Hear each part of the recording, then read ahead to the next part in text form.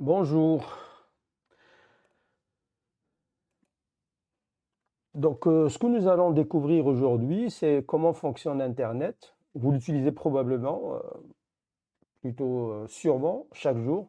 Mais savez-vous vraiment comment il fonctionne? Pourquoi la connexion est parfois rapide, pourquoi lente? Pourquoi Internet continue à fonctionner même lors de problèmes techniques?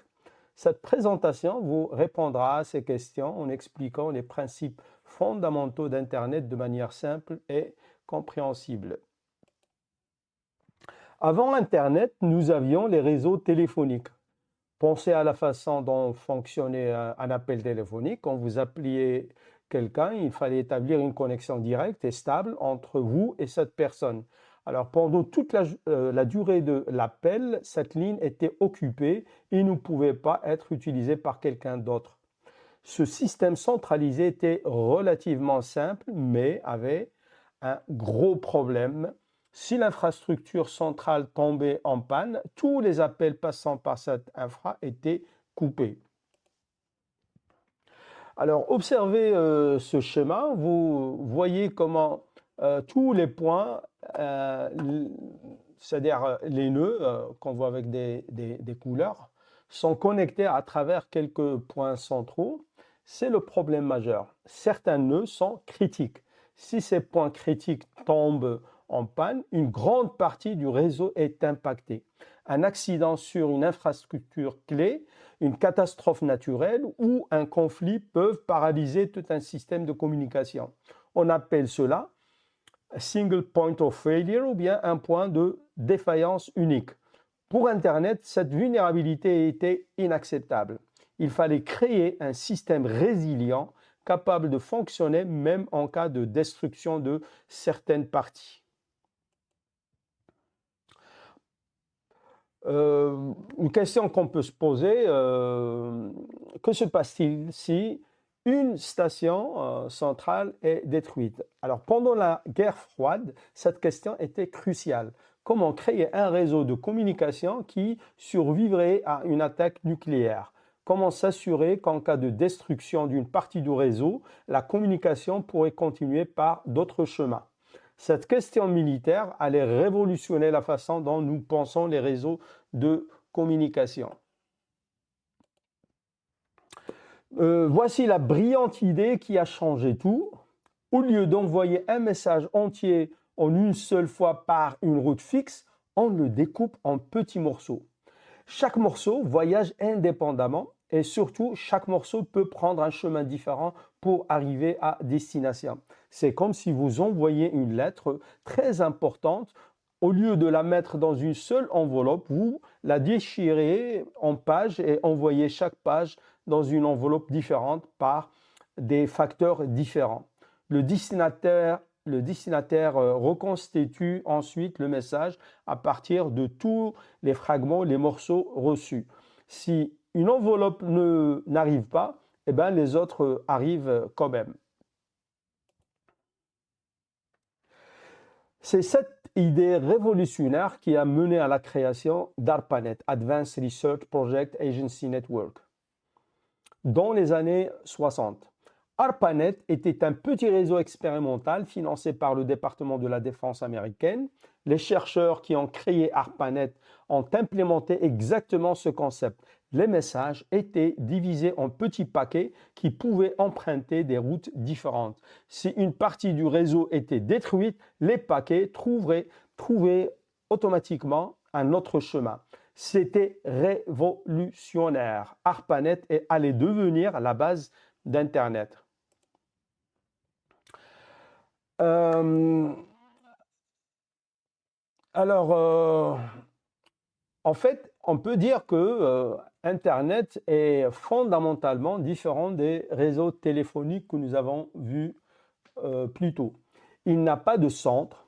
Sur la slide qui va suivre, il y a des nœuds partout et ils sont tous reliés de façon multiple.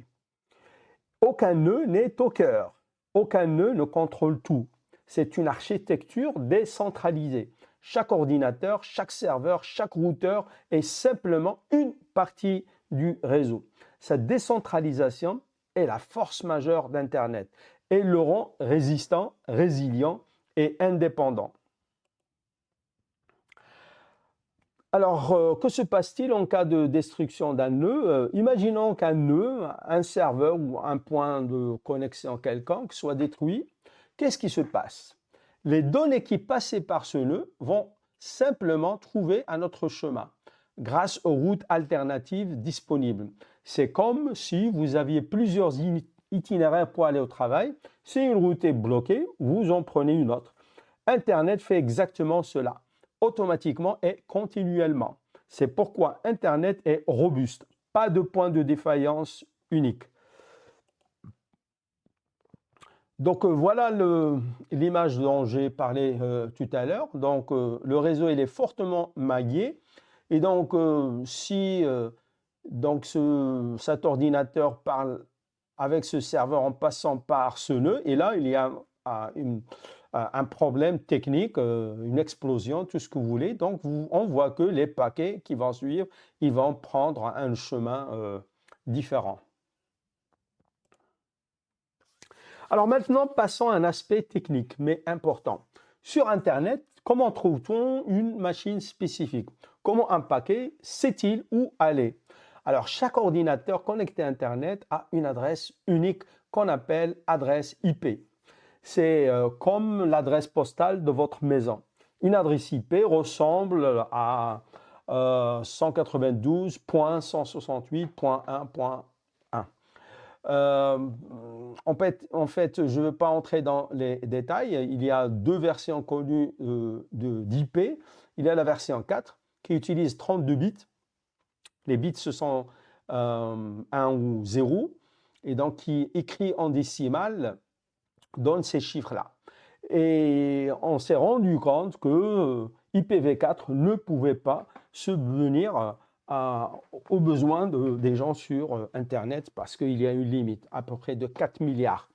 Et donc, on a pensé à une nouvelle version IPv6 qui utilise 128 bits et donc on a beaucoup d'adresses possibles.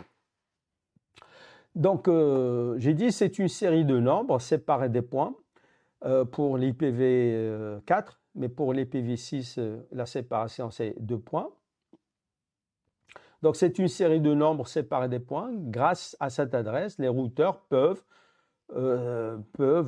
savoir où diriger les paquets de données. Sans adresse IP unique, le système ne pourrait pas fonctionner. Donc, de la même manière, si deux personnes ils ont le même numéro de téléphone, et quand on voudrait appeler quelqu'un, on ne va pas savoir lequel. Donc, le numéro de téléphone, lui aussi, il est unique. Alors, cette image montre comment les adresses IP fonctionnent. En fait, chaque appareil sur le réseau a une adresse unique et les routeurs utilisent ces adresses pour acheminer les données vers le bon endroit. Et dans les paquets, en fait, on trouve aussi l'adresse source au cas où la destination ne peut pas être atteinte. Il faut que la source soit au courant.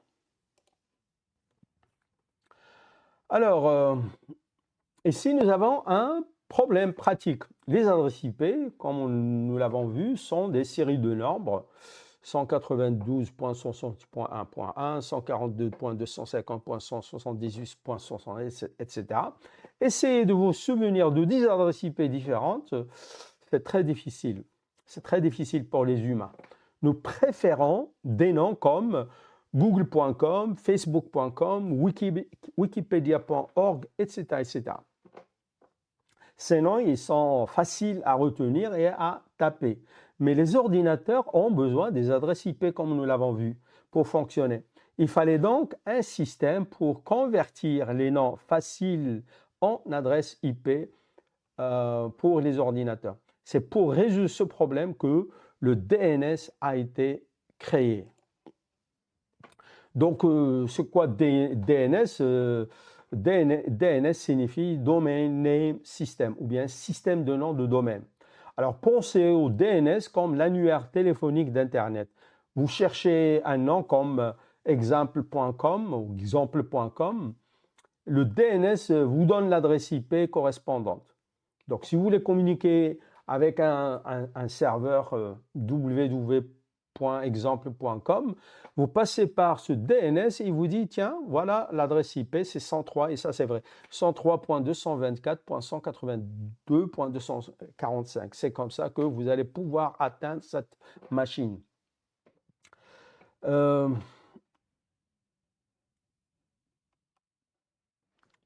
Donc voilà voilà un exemple concret comment ça marche.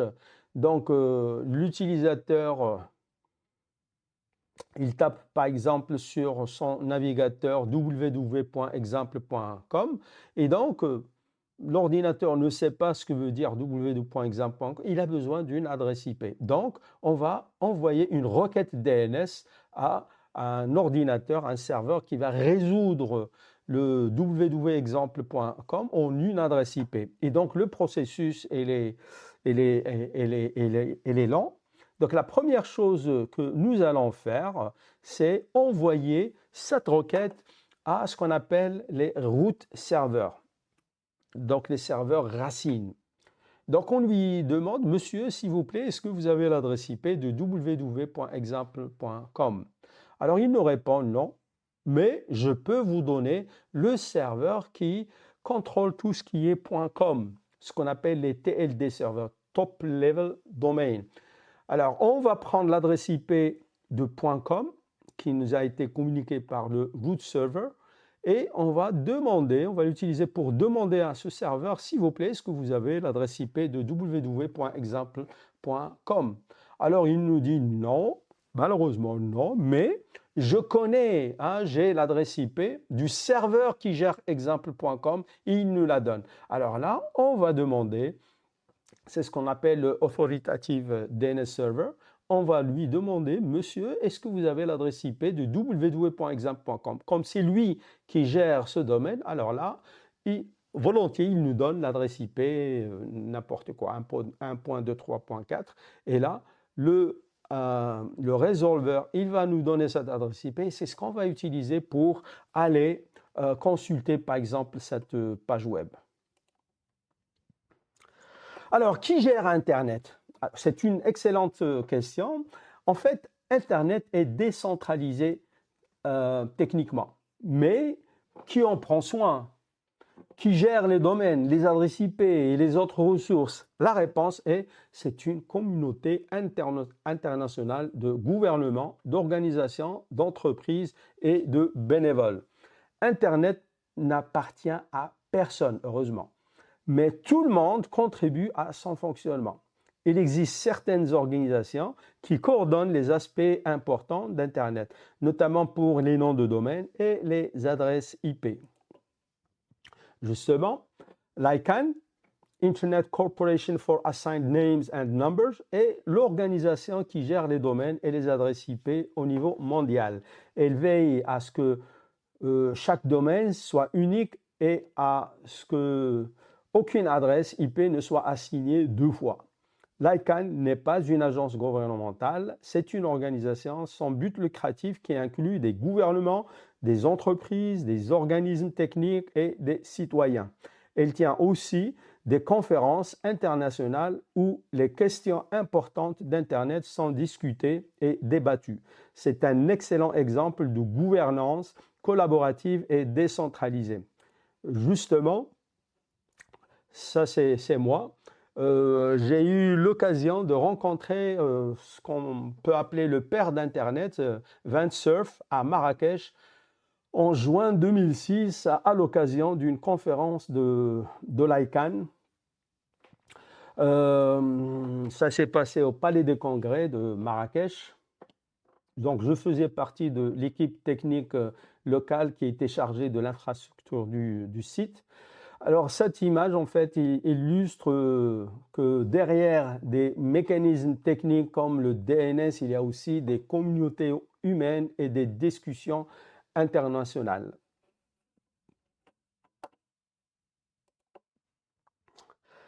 Récapitulons ce que nous avons appris. Internet n'a pas de centre, c'est un réseau décentralisé où les données sont divisées en paquets qui trouvent leur propre chemin. Chaque machine a une adresse IP unique et le DNS nous permet d'utiliser des noms faciles à retenir. Internet est géré de manière décentralisée par une communauté mondiale. Cette architecture rend Internet robuste, résilient et indépendant.